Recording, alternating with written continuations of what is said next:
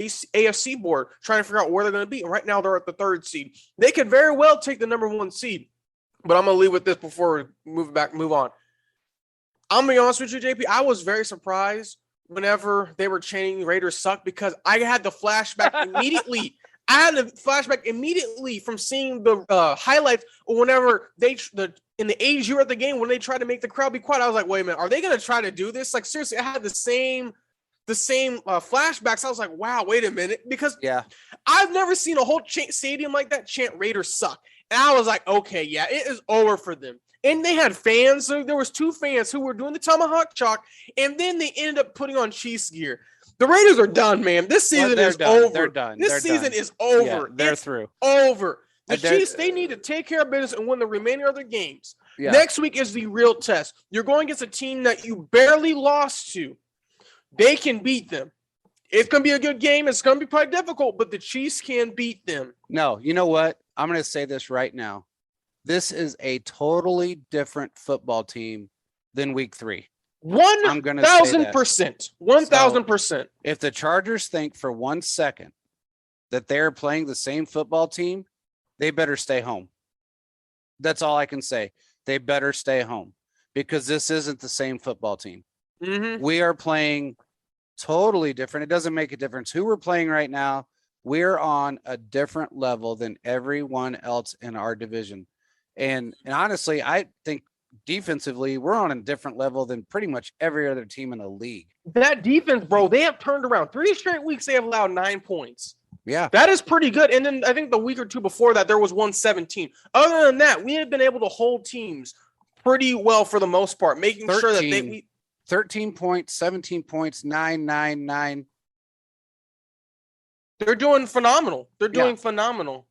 In the last 5 weeks, we have not allowed more than 17 points with any football team, whether it be the number 1 offense in the league, given, and listen, for anybody, and I had a guy on Instagram because I do a lot of the Instagram posts on for Chiefs Focus, and I had a guy on there, so it was like it's not like you played anybody that wasn't injured.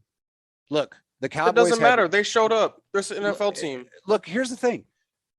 We've all had injuries. I'm tired of the injury excuse. We've all had injuries. We were missing 3 players during that game. Travis Kelce was banged up bad during that Cowboys game. Now, the only player they were missing during that game until the end was Amari Cooper. Okay, that was the only offensive weapon that they were really missing. They weren't missing Zeke. They weren't missing Dak. They weren't missing what's that wide receiver we hurt? CD got hurt. CD. They weren't missing him until we finally put him out of the game in the third or fourth quarter, or whatever it was. But the whole point is that it doesn't make a difference whether because every team, we're playing teams that are injured just like we have players that are injured. Mm-hmm. And we were missing one of our greatest assets today, and Snead. And again, we prevailed. So the Raiders, the only offensive player on their team that they were missing offensively that is a threat was Darren Waller. Yeah, which was active. Agree. They did activate him, but they didn't. I thought he was inactive. Or maybe was they said they were going to activate him, but then I guess they made him inactive for some reason. Yeah, originally they said they were going to activate him, and I think it might have just been a ploy to throw us off a little bit, maybe try to change our game plan. But Andy's smarter than that, and Andy called a perfect football game today. Andy and Spags called a perfect football game today. I'm going to say that they both did. Andy called phenomenal. Let me put that back. Let me step back one. Andy, Mahomes, and Spags called a perfect football game today. So you're saying that this is Spagnuolo's defense, even though he struggled at the beginning of the year? Hell yes. Okay. Hell yes. That's fair. At least he made the adjustments. He fixed the issues with a coach that was causing issues. He fixed that problem. Is there still an issue going on? We've talked about this, and look, it is what it is. People are going to pick up on things that we say, and they're going to run with it like it's something that they just came out of their butts with, and they decided to run with it. We've been saying this since really week 4. I kind of kept it down to a minimum because I was asked to, and then I asked if I could kind of say a few things here and there, and then I finally just blew off about it. And that was week 6. I said a lot about it. Week 7, I said more, and then last week I just finally just said it all. But we've been talking about this for the last, I don't know, 7 shows, I guess, and maybe 8. And now other people are running with it, and that's okay. Let them run with it. If they want to feel like they decided to come up with something, and that's great on them. I've gotten 60 DMs with pictures of people coming up on their pages saying that, and these are people that actually have somewhat decent following counts, saying that they, oh, well, EB's been calling plays. That's why we failed. And some of it was verbatim wording from our show. I mean, that's how dumb it was that they actually put it up there, because people that listen to our show were like, hello. Like, there was one person literally DM'd us yesterday night. It was like, wait a minute. Didn't you guys say this? From like, yeah. And they like, yeah. So we've been seeing stuff like this before. Yeah, it's nothing new. It's nothing new, and it's going to happen. It is what it is. What I think what's going to happen inevitably is that the more our show gets out there and the more people that listen to it, they're going to see that these things that come out, usually they come out from us, and then everybody else kind of tags along with it, following, and that's fine. It is what it is. We're not going to hold a grudge. I mean, we've seen there's a group out there that has 40,000 followers that started after us, but they copied everything we did to get to that point, and that's okay. It is what it is, because in the long run, we're the ones that got them to where they're at. We know this in our hearts. We're the ones that got them to where they are. They will never give us credit for that. Well, we've always been consistent. That's something we've always been trying. Yeah, we've always been consistent, especially in this last year. Yeah. You and I have taken this to a whole nother level for the most part, but mainly this last 6 months. Yeah. And I think as long as we've been continuing to push stuff out, and it's going to be good for you guys, because more and more stuff is getting done every single day. You guys are going to have different people to listen to, different writers. And what we're looking at this point, just keep working with us, guys, because we try to reward the fans too. Exactly. JP and I try to bring a different element to the show. Exactly. We may be a little crazy, but we get straight to the point, and we make sure you guys understand we always try to be entertaining. Yeah. And I think kind of what it comes down to, I think that's kind of what sets us apart, because we always come with the facts. Exactly. We don't say what people want to hear. We just say, okay, well, this is obvious. We were saying it since week 2. And we don't contradict ourselves. To let Sorensen not be the starter. We have said that for literally since week 2. So we get the jump on things pretty quickly after seeing one game. Yeah. So we've been doing a pretty good job. And we have some pretty good sources too that tell us what goes on the JP field. Knows so many people, and we've been able to figure so many things out. And we're pretty accurate for the most part. Yeah. I said Derek Carr is going to be a stud for this team if he makes this roster. He should make this roster, and he was. Exactly. Looking at all these other plays, I knew Josh Jackson was going to be another great guy. I wasn't really worried because Snead was going to be out today, because I was like, we got Baker, we have Hughes, and we also have Fenton and Ward. So I really wasn't worried from that standpoint. So Hughes I could kind of stepped up, man. Oh my goodness. Say it again. Veach traded a 7th round pick for him. He traded a 7th round pick and got him. Yeah. He needs to be on this team next year. Literally. Oh, he does. JP, he does. We have 2 first-round corners, a 4th, and I think a 6. And a second. We have a second. Who's the second? I thought Josh Jackson. Oh, yeah, Josh Jackson. And then we have one more. I don't remember the other one. But basically, we have so many of these corners that are really first-round grades, if we're just being honest. Yeah. So, I mean, at this point, man, look, buckle up, Chiefs Kingdom. Our fans, hey, Chiefs, hopefully the Chiefs can make a long run through the playoffs, because, hey, you're going to see some great content for us, because from what we're seeing and from what we say on our shows, it's been pretty accurate.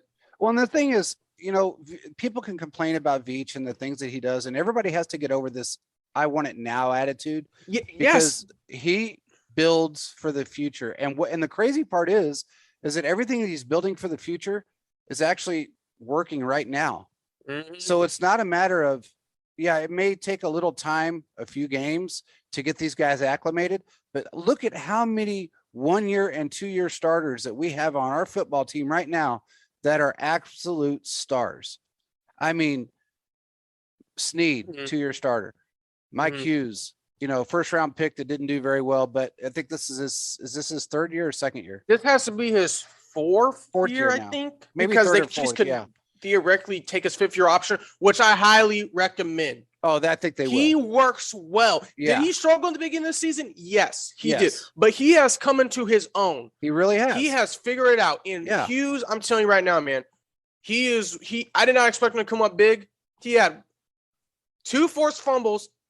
Probably, I don't even know how many tackles this guy had. He had 2 forced fumbles. He had probably, I would say, about 5 tackles and then a touchdown. Yeah. So he is literally playing out of his mind. Yeah, he's playing out of his shoes. I mean, the guy is, and what it takes, like we have said over and over and over again, it takes time to gel.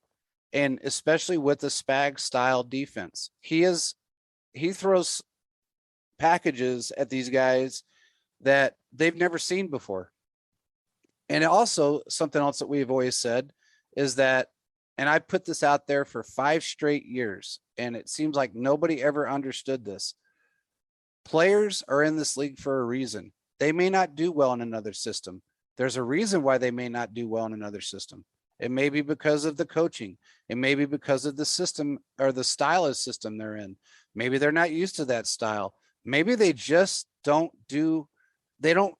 gel well with the other players or the other coaching staff that they're with. Maybe they're not utilized correctly. Maybe they're not utilized at all.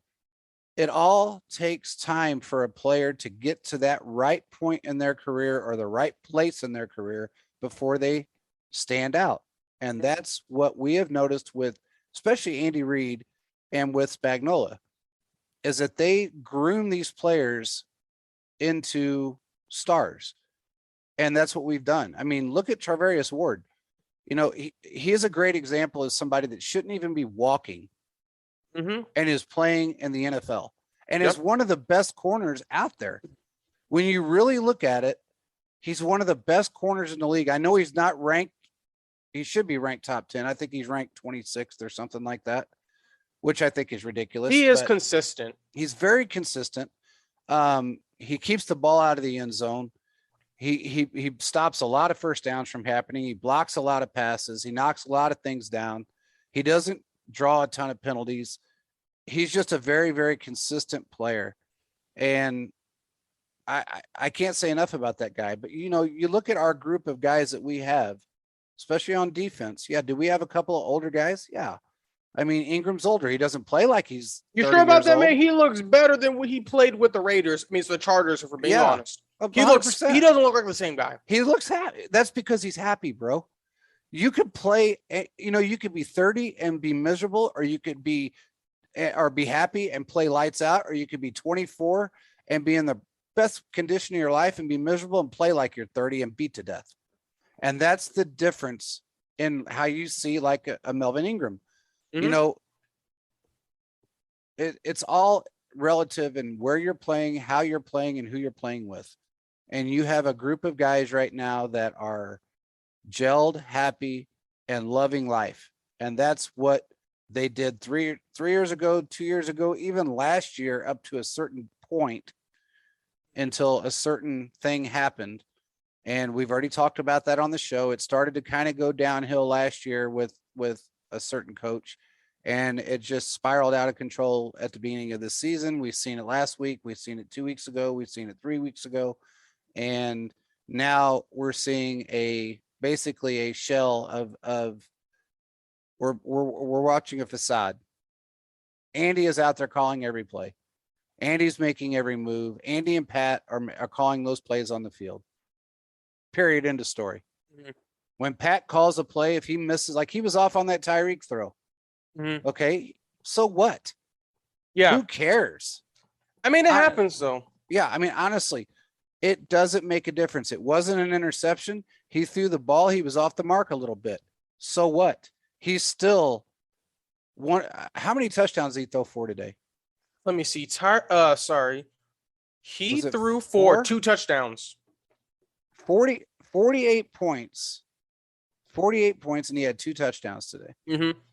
And then, so that was 2 touchdowns. That was what, 3 for the, is that 2 for the defense? And then was it 2 or 3? We had 3 rushing touchdowns. So right now, and we have Bucker made like